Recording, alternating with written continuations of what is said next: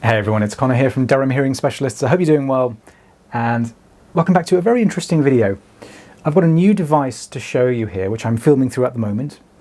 This is not an endoscope, this is the Neel Raithatha WAXSCOPE, which is a very interesting product, and it's new to the market. So it's a sort of camera and optical system which then looks through a custom-made speculum, which you then put into the meatus to dilate the ear canal, and then you work at the wax with your suctioning hand. So very different to the sort of optical fibre sort of rod that you would have with an endoscope. So anyway, after months of hassling Neel, I was able to go down to his clinic finally, and we spent some time as he trained me to use this. And now what you're seeing is a procedure done in my clinic, which is not a particularly difficult procedure or complex, but it is a little finicky in the sense that we have to kind of strip all of this wax off the canal walls without damaging the underlying tissue. So I thought it was a good procedure just to kind of ease myself into it and of course give you my first impressions on this device. So what do we think? Before we get into the kind of nitty-gritty of it, what I would say is that in terms of like field of view and flexibility, an endoscope is still better. An endoscope is still king for me in the sense that, you know, if you're doing a very complex procedure where there's abnormal anatomy like a mastoid cavity, you know, you can get the endoscope right in there and tilt up or tilt posteriorly or down if there's a canal cholesteatoma, etc. And, you know, that's more difficult with a WAXSCOPE. So, but Neel has said right from the off that this is not really meant to replace or compete with an endoscope. It's a completely different product, and this is more for people who don't care to use an endoscope or just don't like it or can't get used to it. So that's what this is for. So with that in mind, what do we think about the WAXSCOPE? I think right off the bat, the first thing that I'll mention, and hopefully it's apparent to you here, is the image quality, which is probably the one thing that trumps the endoscope. So the image quality is much more similar to what you could achieve through an operating ENT microscope.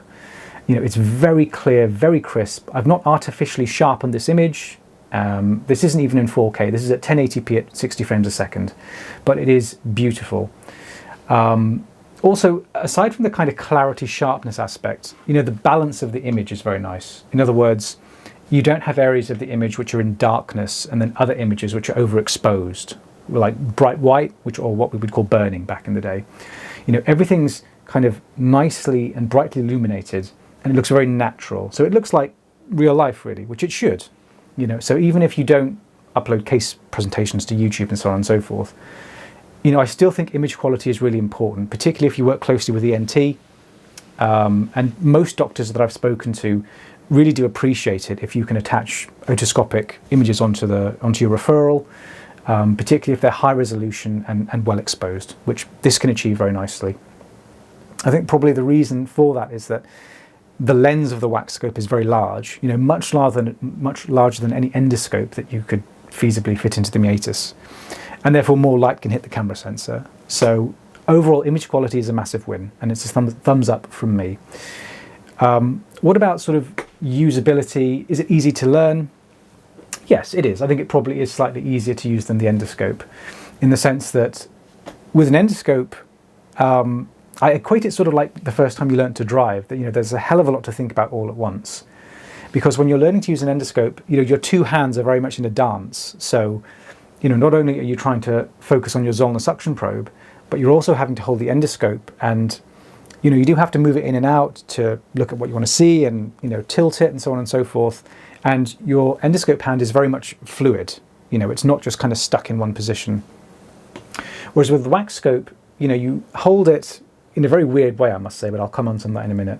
But you hold it, you stick the speculum in, you let go of the pinner, the ear canal's dilated, and then you don't really move it that much. You know, you can tilt it up and down and stuff and move it from side to side, but you certainly don't move it in and out, which you do with the endoscope. So once it's in situ, then you very much just focus on your suctioning hand. And that is a lot less to think about, and it's much easier to grasp, you know, the technique and the concept of it.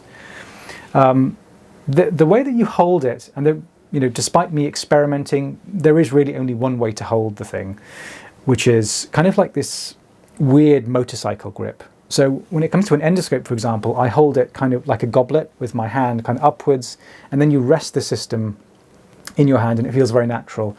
This is a totally different technique. because kind of the optical system is then kind of mounted, and then the camera is mounted further back. So really the only way you can hold it is like with this weird overhand grip, which I'm still getting used to. And I know other people hold an endoscope that way, but for me it's just very unnatural, and I'm still getting used to it, but that's by the by. What else? Clinically, I mean, how is it in terms of helping you do these procedures? Because it's all very well the image quality being great and it being user-friendly, but does it help you do these procedures any better?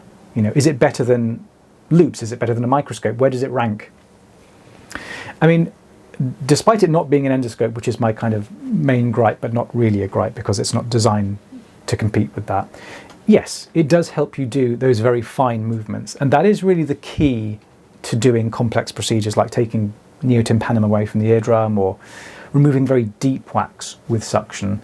So first of all, I mean, clearly, you know, you can see what you're doing. And that is, I guess, the first kind of prerequisite to doing anything really deep in the ear canal. You know, with loupes, you know, even with very high quality loupes, yeah, I mean, you can remove wax from the first third and middle of the canal fine, but, you know, doing stuff near the eardrum with loupes is extremely sketchy unless you have a huge ear canal to work with. And I think most people using loupes wouldn't dare, you know, take stuff out of the recess or away from the drum and so on and so forth, because you can't really see what you're doing very well. Whereas with the WAXSCOPE, you can. You know, you can do these complex procedures very easily because you can see in sharp focus what you want to see. But in terms of the right hand, you can achieve very fine movements because you can rest your hand on the patient's face. Now, I know not everyone adopts that braced position, but I personally do. And it's not just for safety, but it's also because, you know, my hand is rested. My hand is not, and my arm is not kind of, you know, hovering in free space.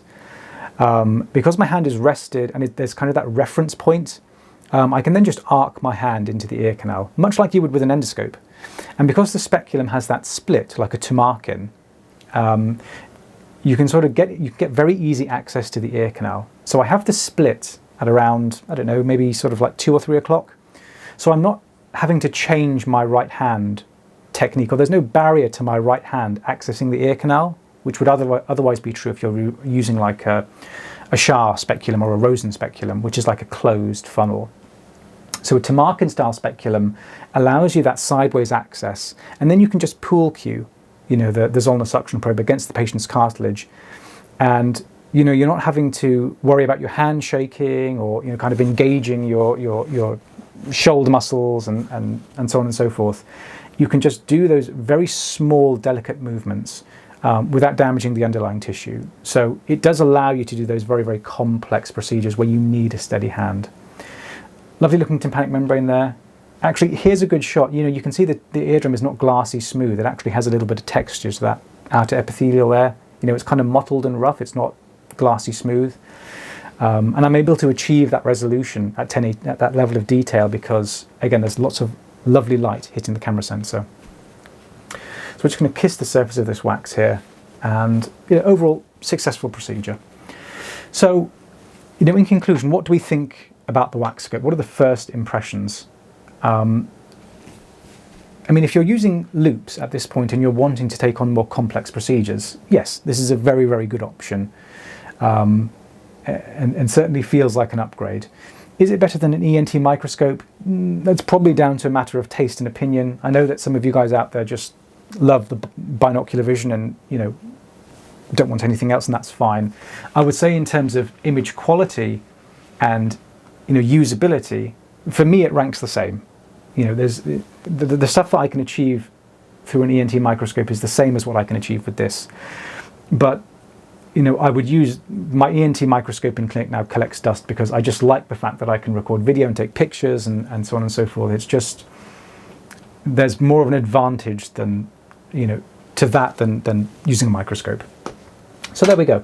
I hope you found this kind of introductory taster session for WAXSCOPE very interesting. Thank you very much to Neel and Clearwax for offering me that training. Really appreciate it.